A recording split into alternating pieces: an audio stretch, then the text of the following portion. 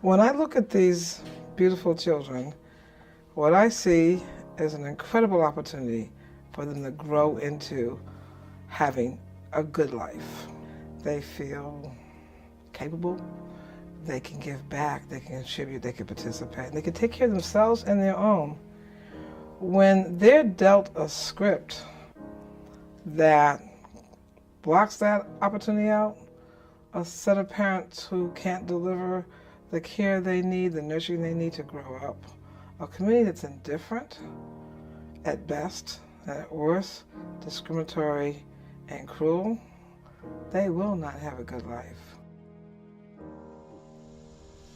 I feel like the things that we wanted we couldn't have, so that was a little frustrating, but I just felt like, yeah, we just can't get it because my mom can't afford it, so you can't get it. And the only other way people was getting stuff back then was by like taking it.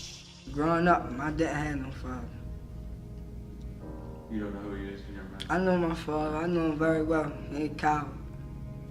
Why you call him a coward? Because I witnessed him put his hands on females in front of him, and that's not the flow. Like, that's not where it's at.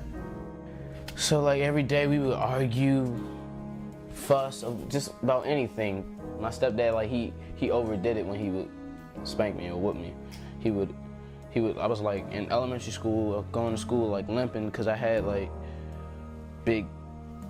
my leg would like turn purple from like the belt buckle, and like he would like smack me sometimes. And my mom she was diagnosed with schizophrenia and some other stuff, and it's like we were just like, wow, like we were just out there. Like, it's lack of clothes and lack of food, lack of how we take care of the place, what we was sleeping on, like.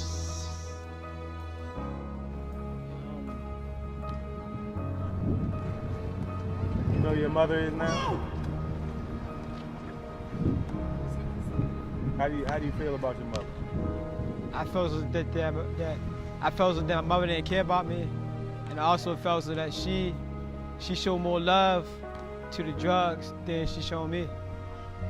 And I felt that she wasn't a good mother for real. How does that feel? Made me feel like what type of parent I had back then. It made me feel sad sometimes. I think about it. Because why would you choose a drug over your son? And so if they've been betrayed by the parent, if the parent has abandoned them, who protects them from the larger problem, the larger betrayal? Institutions that will not give them an education. The violence in the neighborhood, the drug dealing, the insensitivity, the guns. That's another level of betrayal. How much betrayal does a young human being take while they're absent from getting the care they need? What happens to the child? I was standing on a basketball court one day, right? And people was like fighting over a basketball game. One of the guys on the other team, for real, had a gun and everything. He shot one of my mans, for real, you feel me? People get killed over anything, for real, because he had like a white t-shirt, so he was all bloody on the ground and all that. The guy had said, I ain't here to rob y'all, for real. I'm just here to prove a point. I'm thinking like, what point you trying to prove, for real?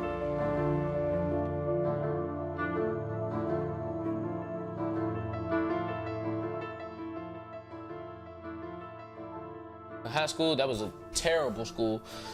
I go in there and I had the police standing right there, metal detectors, they patting me down, asking for IDs that I ain't have, and going in pockets and all this stuff just to get into school. And it was like even worse when you got in there, so like I didn't even want to be there.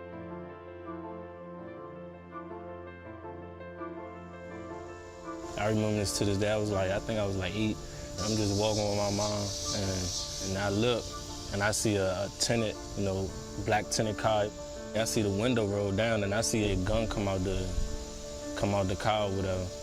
and I see the shooting. I see shooting start going on, and I see, you know, as he's shooting, like 3 of them get hit, and like 1 of them hurt and run in the building.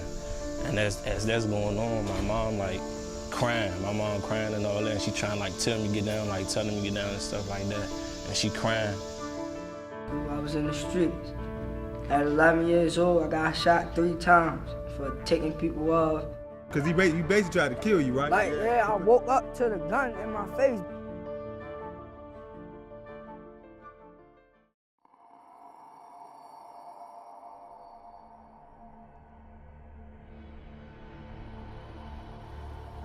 I think they become courageous survivors.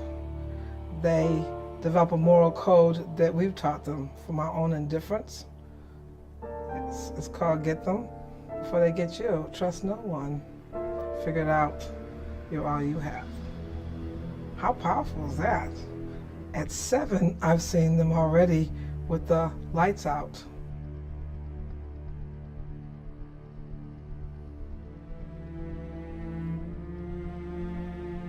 I'm thinking that my dad was still alive because nobody had told me that he died at 5 o'clock in the morning. Like, we were just walking around the hospital talking about like memories that we had and plans and goals that we had in life. I just had this gap of anger towards I don't know who. I don't know if it's God, I don't know if it's my mom, I don't know who it is, but ever since my dad left, it's just been hell. Or some people ain't had parents or a father to tell them what to do or the correct thing to do. Me growing up, I didn't always have a father. My mother was my father, so I was in the streets having. Most of my friends right now dying or locked up, getting locked up. It's just that like I wanted to fit in for real with everybody. Like I was like basically like a follower and everything. And now that I get to look back on all the things that I did, now that I think that I shouldn't did none of that stuff. Like some of the stuff I did, I regret it. When you gotta worry about people getting shot here and you don't want to get shot, that makes you go get a gun. And that's when this whole, I get a gun, if he try and rob me, and that's why black on black, you know, shooting because a person trying to rob you, so you want to defend yourself. So this, yeah, that's why it's a war against ourselves.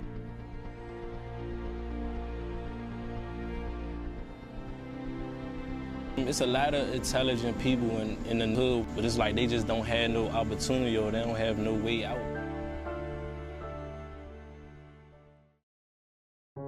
The good news, children can recover from trauma. Young people can heal from trauma. And the good news is it takes a community to ensure that that happens. A community that cares enough to make certain it happens, because it happens all the time. And they move beyond survival to a quality of living, to a good life. It happens all the time, but not often enough. Like, so many people wonder why like young black men are so angry. When you get treated like that, that builds anger. And when you out doing this in the street, doing that, people don't see that. So we just really showing y'all the anger that we really have and the emotion that we have when we put on the video.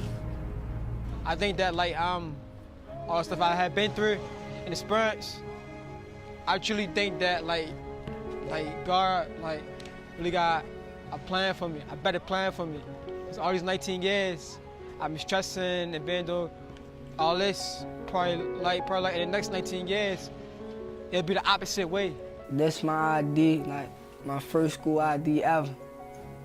You know what I mean? Like, I'm proud of it. It's my first high school ID ever.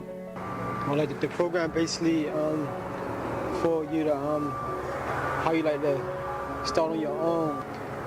When you first get there, you gotta go to school, get your job, and just like provide for yourself for real. And they provide like little programs for you to like get back on your feet for real, and they teach you how to live independently. It feels more like a home than a facility. It feels good. I mean, to feel like somebody cares about you. You know, a lot of people in my situation just want an opportunity to succeed in life. You know, just give us those opportunities and then we can blossom into something much bigger than we already is.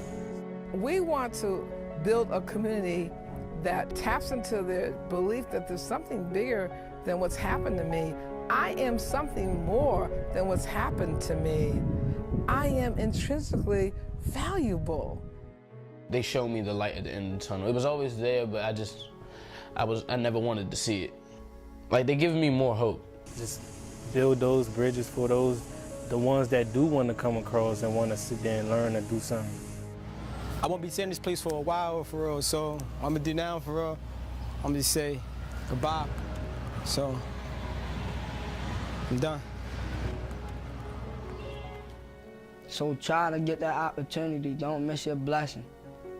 And you will one day be okay. And forgive him.